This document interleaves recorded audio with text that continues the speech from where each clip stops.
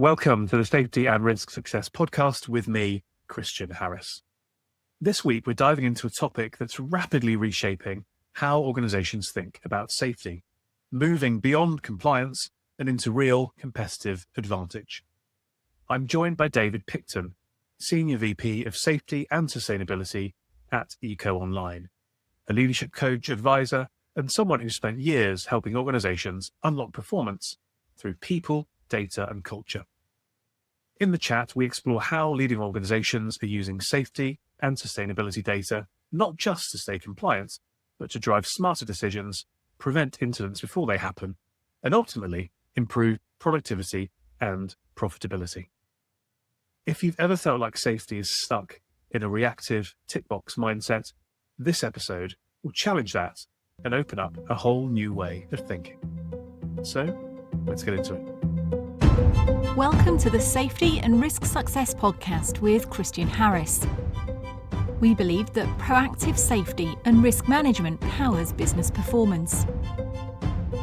Each week we explore this theme, sharing guests, stories, insights, trends, hints and tips.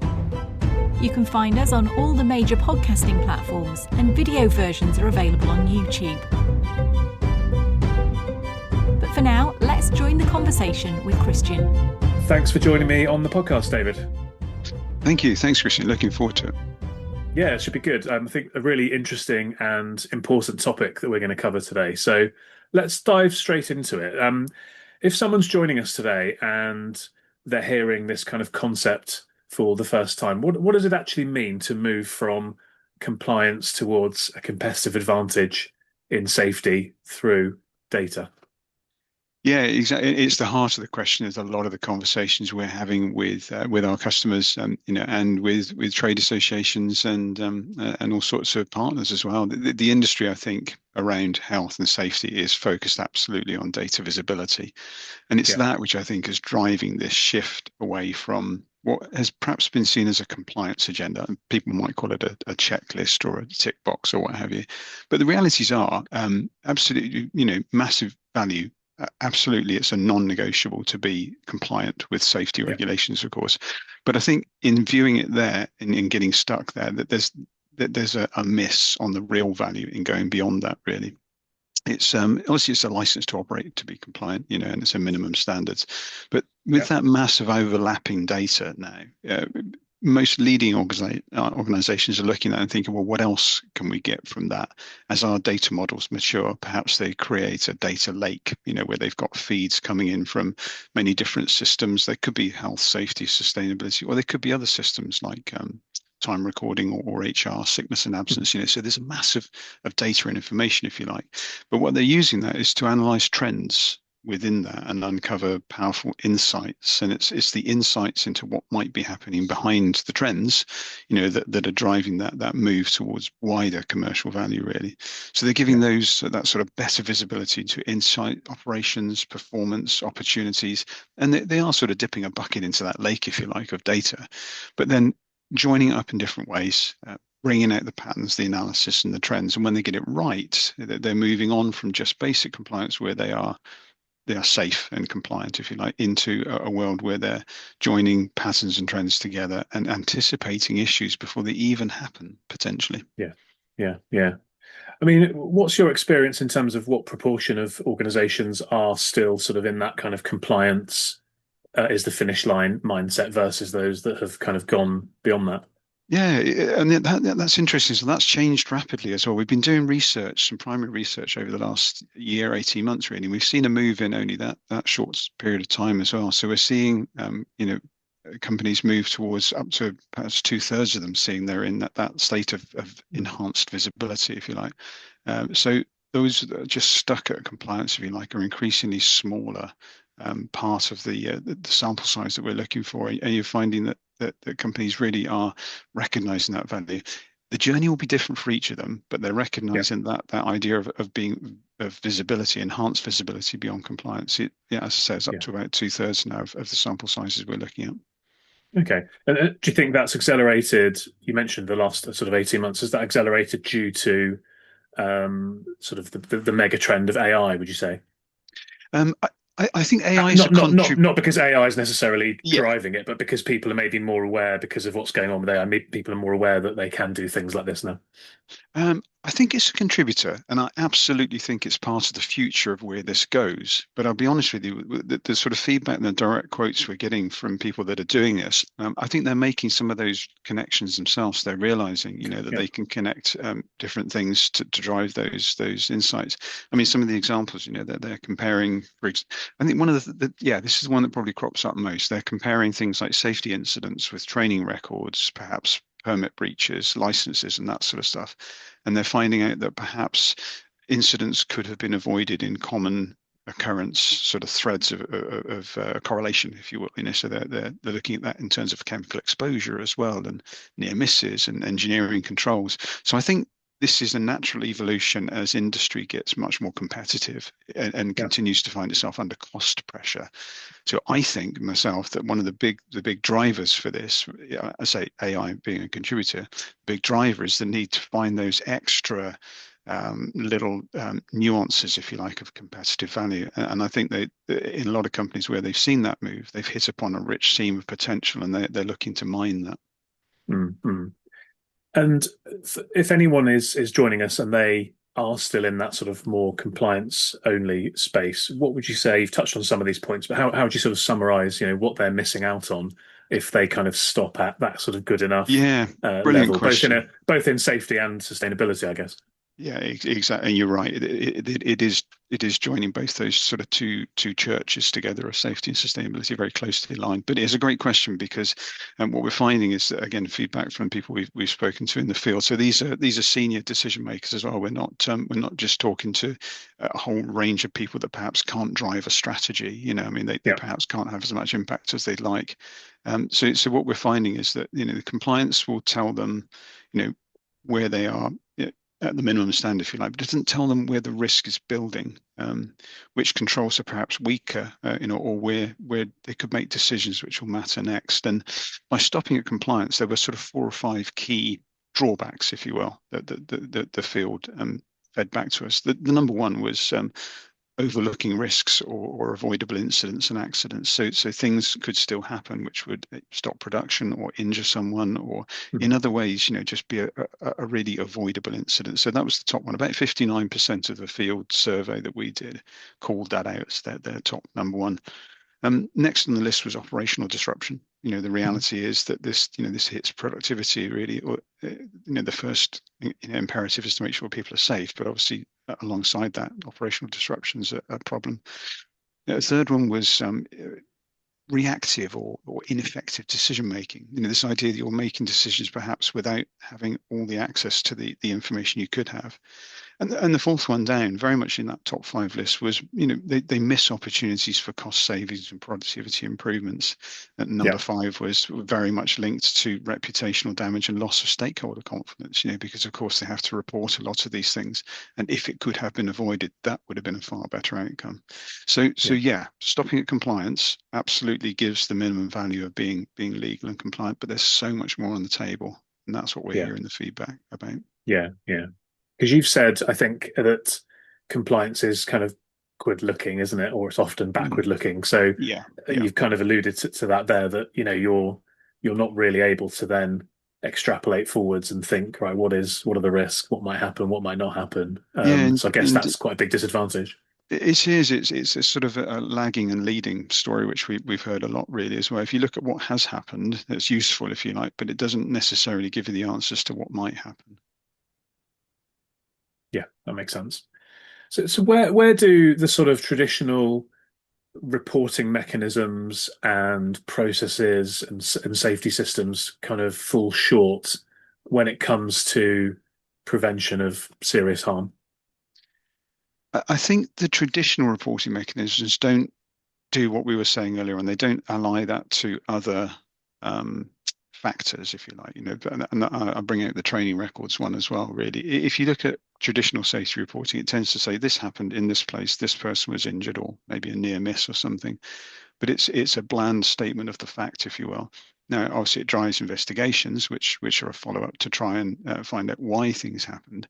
But again, quite often in traditional reporting systems, that simply records that there was a contributing factor of, say, human error or machine breakdown or something like that, or perhaps a process that was not correct, and Yeah.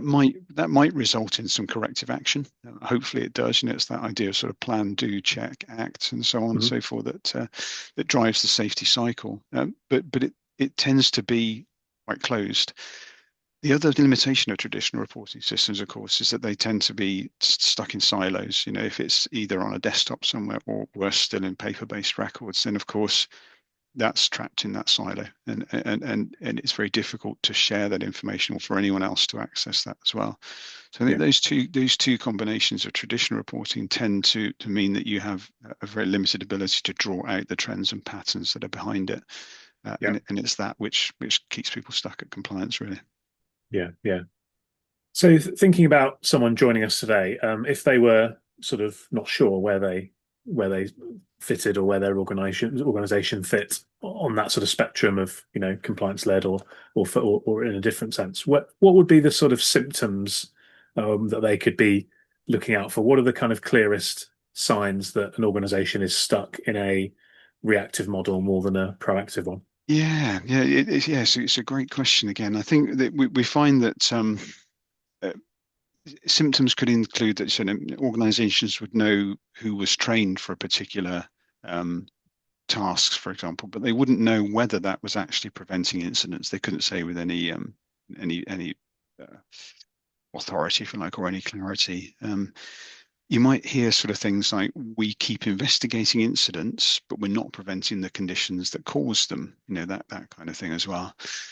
If you could find that perhaps you might find a senior operations director or chief operations officer might be asking a safety officer, can you tell me where the leading causes of my production stops are coming from, in a manufacturing term, and the safety person could point out what had happened again, but like we touched on before, they couldn't explain why or how likely that was to happen again, or how you might put preventive measures in place.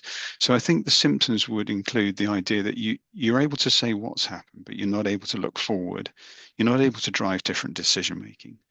You're not able to draw patterns together and say, well, we've got a likelihood that at this site, particularly, let's say we had 10 different sites, this site has clearly got something different happening between it compared to the other 9 sites.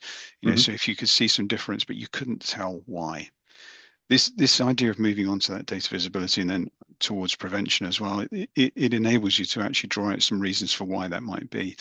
And what's interesting as well is this goes beyond the immediate workplace or the immediate work situation as well, because you can extend this into the supply chain as well. And obviously modern companies, are so dependent on a complex ecosystem that there could be challenges or risks that are untracked within the supply chain. So when you extend things like contractor permits, licenses, and so on and so forth, you can use this in some areas for potentially, negotiating supplier relationships or future contract performance as well. So those are the sorts of prizes on offer. And the symptoms are, if you can't answer yes or feel that you're driving any of those sorts of activities, then you're probably stuck at compliance. Yeah. And also, I guess maybe the, this is bound to happen. It's inevitable. There's nothing we can do. Those kinds of phrases cropping up, sort of symptoms as well, I guess.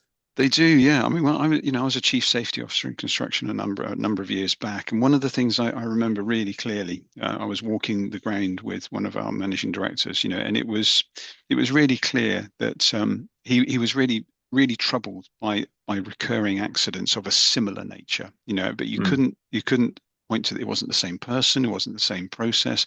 There were similar accidents, but he couldn't, you could sense his frustration at not being able to, A, his people were being injured, which he hated, and B, obviously this was affecting the productivity of his operations. And he said to me, we put all this effort, time and resource into investigating incidents once they've happened, but I want to put that level of tension and effort into it before they happen to make sure they don't. And that was probably getting on for 8 or 9 years ago now, that I remember that conversation. So I think what we're seeing now is a reaction to that kind of frustration, where you know something's out there, but you just can't get your hands on why. So Yeah. this idea of data visibility and this move on from compliance helps to answer that why. Yeah. Yeah. Let's talk a bit then about some of the opportunities around data specifically. So, what kinds of safety and sustainability data are many or most organizations already collecting in one way, shape, or form, but not really learning from just yet? Yeah, indeed. I mentioned training records before. That's very much right up there in the top applications that are fed back to us. So people that are trained in certain competencies or safety standards and safety processes. So those sort of training records. We've got ideas of exposure to chemicals. So there might be systems of tracking how much somebody has been exposed to a certain type of chemical in their operation. Near misses are a huge part of that as well, because of course that in some respects near misses are gold, because Yeah.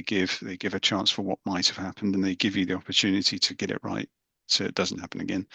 Engineering controls, the kind of processes that are in place to protect a process or to ensure that it's done in the same way.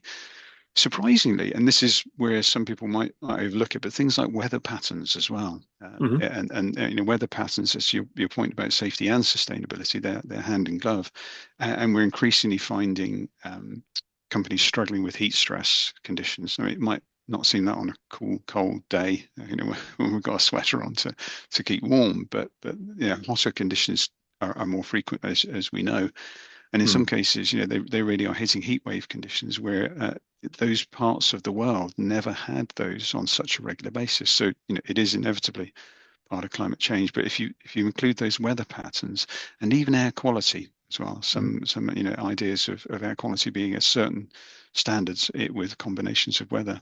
But if you Yeah. map that with inputs from things like wearable sensors, where you've got lone workers perhaps wearing a sensor which can help track some of their biometrics, can perhaps see some of that heat stress developing or fatigue and so on. And then driving that alongside things like lost drivers might be incidents, spills, downtime of production lines and so on. That gives them a chance to start building internal benchmarks about what should be happening, and again measuring sites against other sites, if you like. So there's Yeah. quite a whole range that the companies are now starting to track and pour into that data lake that I referred to give them a chance to make combinations between those Yeah. various indicators. Yeah. And is the big opportunity there by accumulating the data that actually it's the sort of foundation, any individual piece of data is the foundation, but actually to build the nice house, you kind of layer upon layer upon layer, and that builds that whole picture together. And then that's where you really get the insights and the value. Yeah, I love that. That's a brilliant way of framing it, actually. If you look at that compliance is building that foundation, you will get absolute value there, and it could be from a range of different applications. But what you do every time you make a new pattern and a new connection, as you say, you do add to that base compliance, and that basic value stays there. It never goes away. It goes on through the data continuum, if you like. But as you add visibility and trends and analysis, that adds a second level of value. And then what you get to when you start to prevent things or predict things, you add a third level of value. So it's purely iterative each time, and the value you build at each stage is protected for the future, and you build on that value. There are a lot of companies now saying to us that you're right, AI has a role to play in that, because there are certain trends and patterns and insights, if you like, that the human eye would find difficult to draw out. Yeah. So when you build in an AI approach to this as well, even if it's just an assistance at this stage, had you thought of this, or would you like to look at that? This idea even of a light touch, without going too far into it, it will start to uncover those patterns. The only thing we always say about AI, and I think this will be true in safety forever, really, is that you've got to have a human in the loop somewhere. So Yeah. the AI is an indicator, of course, but it's the human that should be making a decision that changes something. Yeah, absolutely. Yeah, absolutely. So you mentioned earlier the linkage of training data and incident data. That's quite an interesting Mm. thing to think about. Have you got any sort of practical examples of that, whether it's, a formal case study or just some anecdotal examples of how linking those two pieces of data has been helpful to an organization? Yeah, we haven't got a case study as such because it is emerging fast and it's changing fast. But we've had some, specific feedbacks from people in different industries. We were talking to an ESG director in the Nordics because we do a lot of work in the Nordics that working in construction. And he was saying that what they already do today is to combine their risk and their audit data. So this is some of their forward-looking approach to things. So they're looking at where their highest risks are, what their audits are telling them about compliance along the way, and readiness, if you like. Readiness is a word that's coming out a lot more. Right. They are then combining it with those training and competency records, and what they're then doing is looking back and looking forward. So that they're linking incidents to training effectiveness. And what they're then doing is looking forward to take targeted preventive actions to reduce lost time incidents. And that was interesting because what they were talking about was targeted interventions. Mm-hmm. And this was a subtle feedback, if you like, within this, is that what they're not talking about is, one size will fit all. The actual No. value for them was coming from being specifically targeted into one particular site, onto one particular area of risk. So it was almost like kind of a laser approach rather than just a scattergun approach to it, Yeah. which of course, when you think it through, makes sense because what we're talking about is targeting limited resources to where you absolutely need them. And in other areas, you might find actually there's no particular need to just apply blanket control over that area because it's actually already in good shape.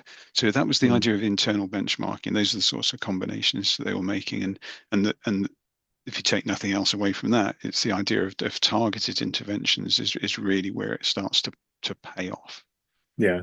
I guess with this, there is a risk, isn't there, that you could sort of have a data overwhelm almost. So, Yes. if we get better and better at collecting all sorts of data, there's a sort of intellectual curiosity, interesting angle around, well, what about this and that, and correlation and causation, and so on and so forth. But at some point, we have to sort of try to be focused here, don't we? Otherwise, we risk sort of gathering too much data and it becomes over the top and You, not as valuable. you're absolutely right. It becomes sort of data for data's sake, really. And I know, there are folks that really could go into and almost an infinite level of detail, really. But for the most people, I think a Pareto 80-20 approach is the right one.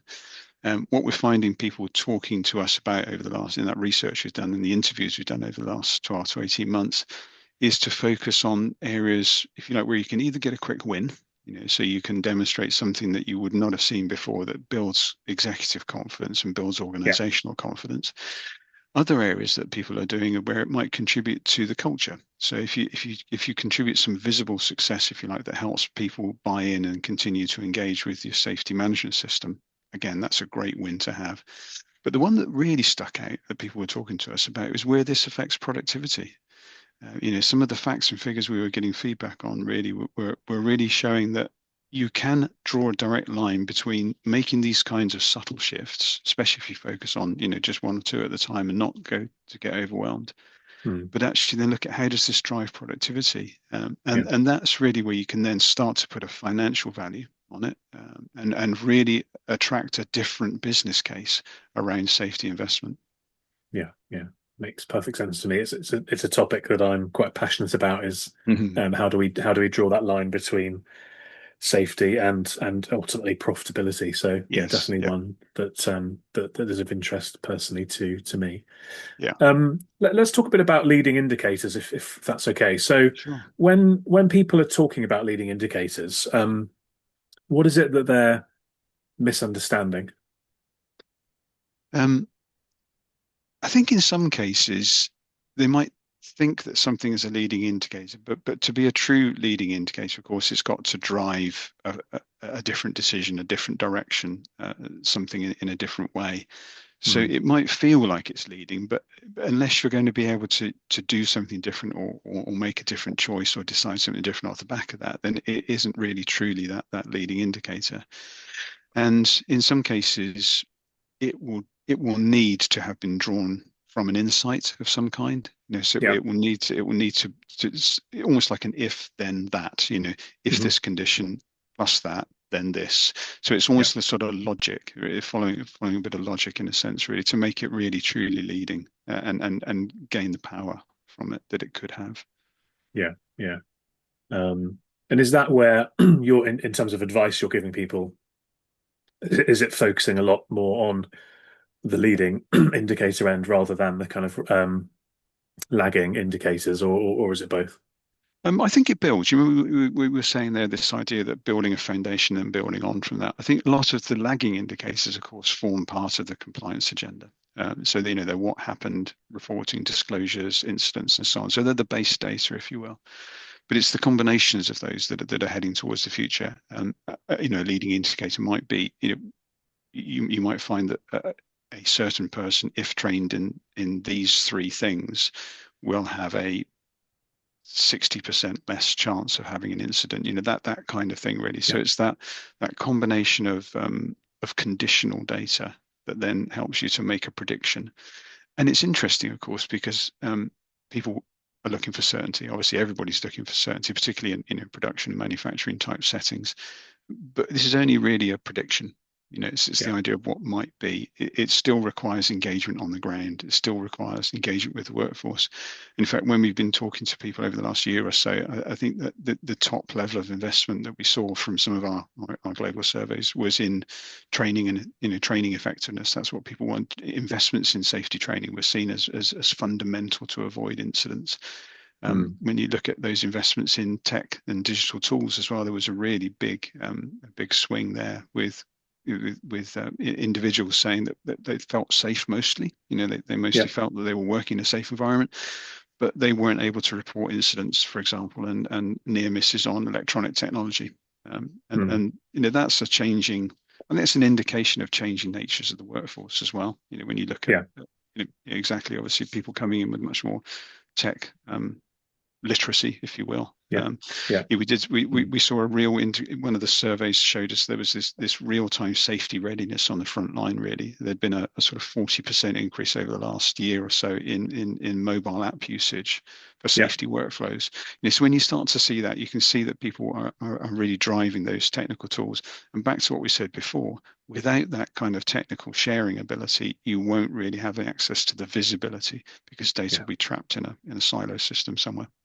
Yeah, it's very interesting. I mean, particularly that point about training. I think, I mean, in my field where I'm sort of very much niching into the area of slips, what I tend to find is that the sort of shortcomings, shall we say, are more on the sort of built environment and the physical controls and engineering controls side of things. And actually, people are trying hard on the training side of things and the cultural side of things. Whereas in a totally different area of risk, so like manual handling, I imagine that actually there'd be a very, very strong linkage between, you know, have people done the right training and done it well, and what outcomes appear. So I think even at that level, you know, you need to be looking at any sort of correlation and causation, even into individual types of incident, not just sort of overall. Yeah, absolutely right. You know, exactly as you say, and then the outcomes as well, and the impacts of those as well. When you extend that analysis piece there, really, that there is an awful lot there. You know, slips, trips, falls, near misses.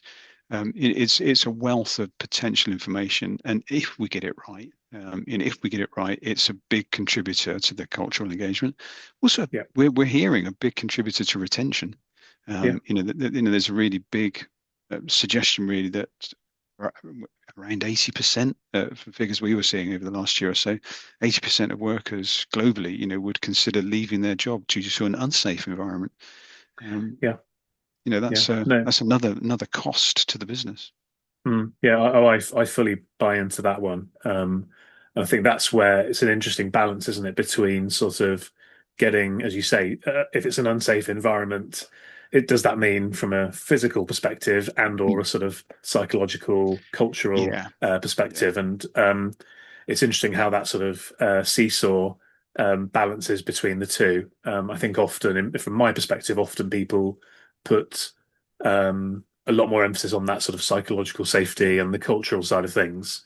But in reality, on the ground, you can undo all of that good work if actually, you know, the harness is broken, or the floor is too slippery, or the machine guarding isn't fixed properly, or something like that. So we've got to make sure we we focus on both sides. Yeah, you're absolutely right. I mean, as I say, I've probably heard before, once a safety officer, always a safety officer. You can't unknow this stuff, can you? But even now, even now that, I remember things from 10 years ago, where we had little simple phrases that help people to see what you've just been talking about to make sure this goes all the way through to the front line. Things like there's no job so urgent that you can't take the time to do it safely. Things like one right choice, keeping it as simple as possible so that people have got this mantra in their heads all the time when they're looking around. And my favorite ever was don't walk by. Yeah. This idea, if you see something, don't walk by, report it. Yeah. But comes back to what we were saying, then you need the tools behind that, really. And I was just, I was echoing this fact that, around a third report incidents using digital tools. I mean, a third of people, but about half of them say that's what they would want. So there's a bit of a gap between what they want and what they're actually getting. But I'm also reminded that you've got to drive this down to that very very much junior level, as you're referring to, the harness or the absolute workplace piece, if you're going to make it effective. Yeah, absolutely. So let's talk then a bit about sort of, let's say we've started getting these insights. How do we sort of turn that into action? So once you start getting that better data visibility, what should we in an organization start doing differently as a result of having access to that? I think a couple of things really come to mind. I think the first thing is you've got to start answering the so what question. So to your point earlier on, it could be easy to be a bit overwhelmed by the data. So you've got to start putting into the implications. So drawing some implications from it would be the first the stage, I think, really. And the second thing is really, we've touched on it before, converting that into metrics that wider cross-functional areas of the company could understand. So things like productivity, for example. It's very difficult to put a value on incidents that never happened, of course. So there's that sort of what if question. But when you consider that sort of disruption that's caused by injuries and investigations, if you can put a potential profitability impact together, that can elevate the discussion within the seniority levels of an organization and start to gain attention in different areas where they may not have seen that potential before. For example, when we did this research over the last year or so, 97% of the people we were talking to, almost everyone, agreed that better insights, this idea of making those combinations and driving towards leading indicators that take different decisions, preventing accidents, those better insights would drive a profitability boost of at least 3%. Might sound a little bit, but if you think how tight and competitive some of the industries are at the moment, 70% said it would be 5 or 6% and more, and it starts to climb rapidly. About a fifth thought that it could be at much as 7 to 10%. So when you start to sort of push those figures around, what would be important to do then, of course, is to ground that into reality. Work out how that happens. As we've said before, the idea that if you combine training effectiveness with different areas of incidents, then perhaps you could cut down 10% of your injuries, something like that. So making some assumptions around the data and the indicators you've got are key, but then turning those assumptions into figures that matter for that organization. Taking the average labor costs, what's the average labor cost per hour of a production line worker or something like that. Taking those factors, running them through a fairly simple calculation, like return on investment, and before very long, you can actually rack up some very interesting numbers. And I say interesting with air quotes around it, because it might be difficult to view safety in a purely financial sense. So I think the final thing that's to really make the move is you've got to break some of that historical reticence, some nervousness, if you like, to view safety as a financial metric. It sounds hard-nosed, it sounds sort of capitalist in a way, but it's the reality for a lot of organizations facing cost pressure. And in reality, if any other operational initiative drove a 5% improvement in profitability, it would get immediate exec attention, and usually does, of course. So my takeaway from this, I think, is that it's time to get safety and sustainability higher up on the executive growth agenda to really see the potential that could be left on the table in a lot of organizations. Again, music to my ears there. That's something I've been talking about for quite some time now. I guess one of the challenges with data is, people say data's the new oil, and I think they mean that as in data itself is valuable. My argument that I've made a few times on the podcast and in other forums is that actually the data is actually like oil, because oil itself isn't valuable in and of itself. It's only valuable once it's been refined. And I Yeah. think the data itself isn't that valuable. It's only valuable if you can have the skills to draw out the insights. I mean, is that a sort of, firstly, do you agree? And secondly, um, how can we do that as a safety profession? Should we be hiring in data scientists, or should we be partnering with third parties, or what sort of steps could we take to leverage the data? Because as we've said already, there's huge amounts of data we can get, but it's what can we do with it that's Hmm. important. Yeah, another great comment really there. And I like the metaphor, to extend the metaphor. I think you're absolutely right. It is not just valuable in and of itself, because it's a substance, and that's all it is. The refinement will bring out something. I thought you were going in a slightly different direction, because what happened for me in my head was that oil is a lubricant. So I saw it as a Okay, yeah, lubricant, if you will, that not to extend the metaphor too far, but the idea that data lubricates those decisions, and actually yeah, helps you sort of grease the wheels, if you like. But to your yeah, point, that's good as well. Yeah, yeah, yeah. Yeah, to the point, I think what we're saying is that yes, that there probably will be some external help needed, and there are a range of partners. We're working with partners, for example, across the EcoOnline sort of family and community, really, that do exactly this, that help bring out some of that analysis. But you can probably start simple, like we said before, in a couple of areas, and just have a trial. Really, like we said, the most obvious one is perhaps training records with incidents, but it could be chemical exposure and so on and so forth. It yeah, could be things like, if we reduced, let's say, for example, some of our software does is to look at a chemical inventory and recommend alternatives and substitutions for the most hazardous elements, really. And that can have a couple of spin-off benefits. You can do that in and within the software itself. So just by having that chemical safety software. And we were really interested to see that there was actually a relatively low take up in some areas of chemical safety software, which was surprising. You'd think that would be a great place for a lot of companies to start. But anyway, with things like that, analyzing a chemical inventory and saying, well, let's remove the 10% of our most hazardous chemicals. Then straight away, obviously, you've reduced the risk profile by taking away those hazardous chemicals, substituting for less hazardous but effective alternatives. But we're also finding that it could be as tens of thousands of pounds, dollars, euros, whatever currency you choose, because those are quite expensive chemicals as well. So some of our customers have shown a business case from actually removing hazardous chemicals and saving money on their chemical inventory overall. So what you start to find, your point about refining the data, is that some of this will produce insights you didn't see coming. Some yeah. of it will produce things that patterns you hadn't seen before. But all of it really should be finding ways to prove that it's a win before getting overwhelmed with all that data. So the short answer to the question, I think some of this can be done in-house. Some of it, as you start to progress through the data maturity, will probably need some support from outside. And over time, and probably not much more time as well, you will need AI for some of it, really, to start really drawing out those patterns quickly that are more than the human eye could see. Yeah, yeah.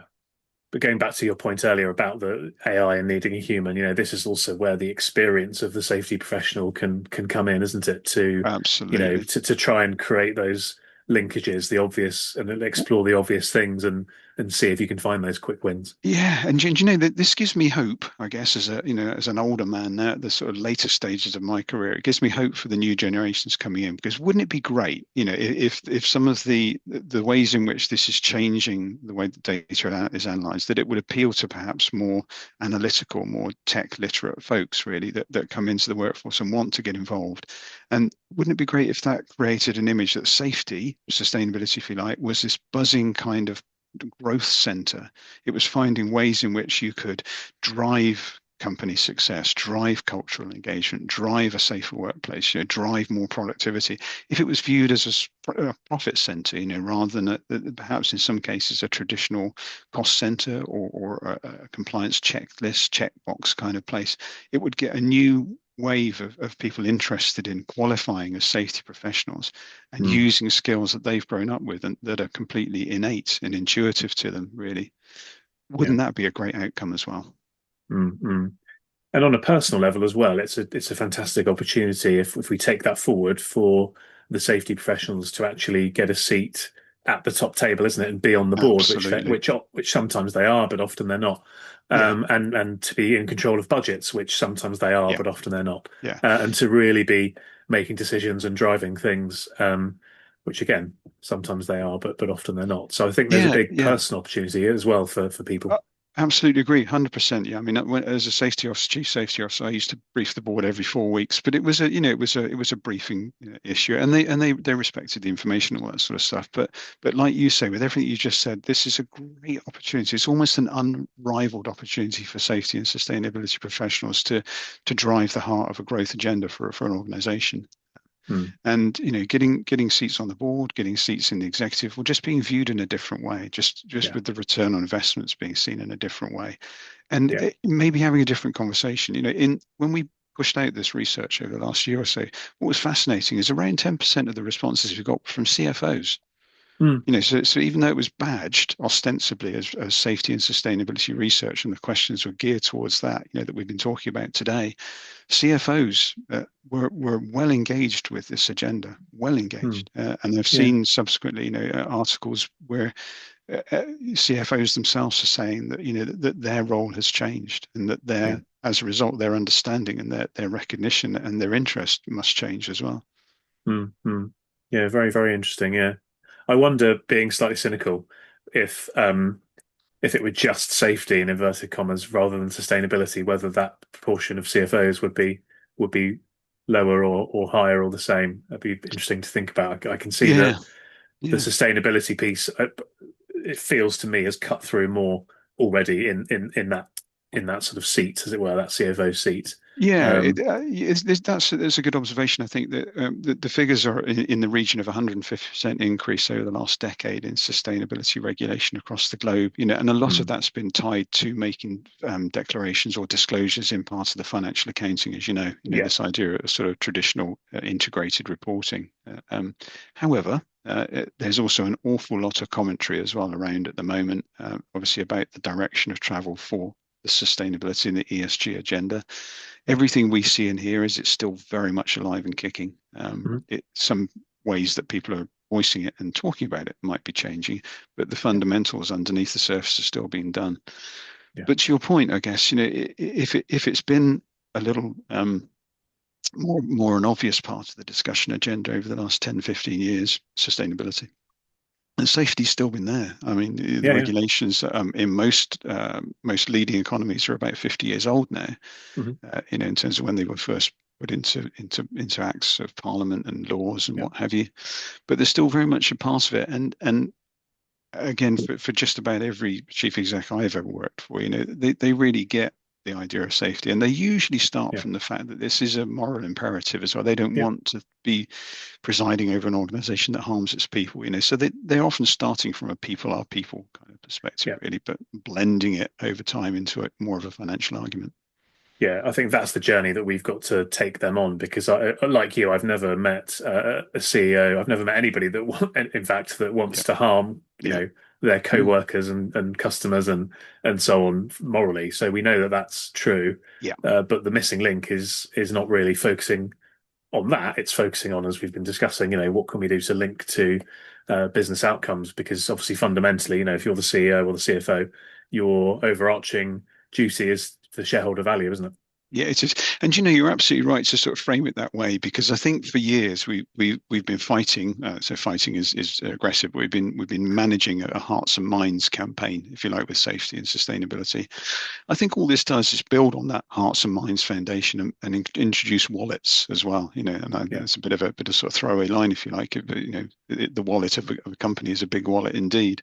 yeah, But it's the idea of, if you just call it budget sheets or finances or accounts or whatever you call it, the ledger. The idea is this is a hearts and minds and ledger discussion now. And it's yeah, that third part I think we're trying to get people to understand from this, is that moving on from compliance through data visibility, making yeah, better decisions, keeping people safer, protecting the environment. Wow. And if you join that up with technology and digital tools, then you've got a really powerful extra source of a growth lever to pull on for the yeah, future. yeah. Fantastic. Last couple of questions, David. If we look ahead, what will the best organizations be doing that others are maybe still not doing? Yeah, great way to frame it all together, I think, really. I think the first thing they'll be doing is having these kinds of discussions at exec and board level, recognizing that safety has moved on very much from what might be termed the dusty compliance reputation, in a sense. So I think the first thing they'll be doing is having these senior level of conversations. Absolutely the second thing, and this was a really big conclusion from our research, is they'll be putting money aside for this. And the reason I'm saying that is because people already are. Yeah. In terms of what we saw when we researched the field over the last year or so, more than half, 57% of the people we spoke to already had the funds committed to invest in data visibility technology, environment and safety, health and safety, chemicals, lone workers, this kind of technology. They had the money set aside to invest in it. What was even more interesting than that was 2/3 of those that didn't expected to have it in place by next year. Right. So the implication being that companies are investing in this already. They're setting money aside. They're voting money to integrate and connect these kinds of data sources together. So they've seen the potential for its growth. And everyone we spoke to, 100% of the sample that we spoke to was doing something, taking some kind of action to connect their data for visibility. So I think it's recognizing that this isn't something which might happen in the future. It's not something which may or may not. It's happening now. Yeah. So the takeaway for us was that if you're not putting money aside or working to budget for this, if you're not putting actions in place to do this, by as early as 2027, you're going to have fallen behind those leading organizations. Yeah. And that's going to become a competitive disadvantage then. Mm-hmm. Yeah, exactly. Okay. What is a bit of a cheeky one? What's one assumption about safety data that you think should be chucked in the bin? Um, so I suppose it's not a flippant answer at all. It's back to what I think I mentioned before. This idea that safety looks backwards, that it's a dusty clipboard, rich silos, spreadsheet kind of area that can't contribute anything more. So that assumption that it is really just about making sure people are legal and safe, and that's the baseline, that's the floor, that's not the goal. I think throwing away that idea that compliance is the place you stop. You're safe, we're safe, the environment's protected. That's good enough. That's the one that's got to go, and it's got to be replaced by a recognition that safety, that protecting people in the environment for future generations, is a real source of potential financial advantage now, way beyond the fact that it's just the right thing to do as well. Yeah, fantastic. And last question. This might be what we already spoke about earlier, but I just wondered if there were two data sources or two bits of information that someone joining us today could go away and wave a magic wand and link up tomorrow. What would you recommend those are? Is it the incidents and the training that we spoke about, or is there something else? I will pick out the incidents and the training, I think, really, because that's a big one. The training effectiveness and the relationship between incidents and near misses, slips, trips and falls and everything, I think will be really big. The second one I have touched on as well is chemical exposure and the what's happening in that chemical inventory. It was surprising to us really when we looked at that there is a massive increase in demand for data solutions. When we look at what's happening in North America, chemical safety solutions, we saw 140% growth last year. And so it's really rising rapidly, and we're rolling out the work we're doing in chemical management to another 87 countries this year. So you can see that this is really, really growing, particularly in chemicals. So I would urge companies to take a long, hard look to how they've got those chemical safety management procedures in place. There are some powerful solutions out there. We've got some of that, and it's modern access to safety data sheets through QR codes. This is really simple stuff, and it should be in place everywhere. Yeah, makes perfect sense. Great. Well, thank you so much. Just before we go, give us a sense of, EcoOnline, what you're up to, and also if this has resonated with people and they'd like to connect and continue the discussion, where's the best place to do that? And then lastly, if there's anything, events or webinars or reports or anything you wanted to plug, then feel free to do that as well. Yeah, brilliant. Thanks, Christian. Yeah, ecoonline.com, the ecoonline.com is really the best place to go. We've got a lot of studies, research, and all of the stories. Most of the stories that I've been talking about this morning are there, so you can download a longer form version, and just get more of a dig around in some of those statistics there. Also, obviously, we've got chat facilities. We've got people standing by ready to just take questions with no obligation. We're just in the business of trying to protect people on the planet for future generations, so that they can dive in and have that kind of a chat. Of course, there's a whole range of products behind that, and we've worked really hard to build what we think is a full risk suite, if you like, of aligned products that will become only ever more connected over time to do a lot of what we've just been saying. So please do go and have a look at the website. That's obviously the shop window for everything that you can find. And most of it, you can dig around there and find all the sorts of stories we've been talking through. Upcoming, and one to direct people to, is have a look on LinkedIn for our situation room. So it's our thought leadership platform. We produce an article there every month on one part of the agenda. I think last month's article was actually all about this idea of that moving on from base compliance. So there's a good piece of article there. There's also a live panel we did last month, so you can go and have a look at that. And we have an article and a panel each month.